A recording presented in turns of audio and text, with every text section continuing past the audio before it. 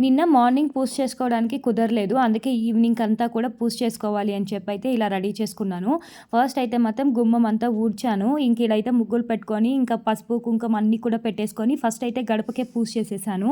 ఇంకా వన్స్ పాప లేసిందంటే అవన్నీ అస్సలకి కుదరదు. ఆ పాటికే పడుకొనుండింది.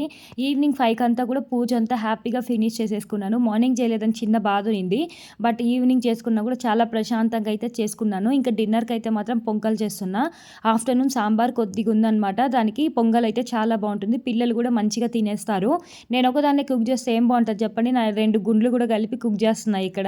ఇంకా ఫైనల్‌గా అయితే కుక్కర్‌లో పొంగల్ అది పెట్టేసాను. రెడీ అయిపోయింది.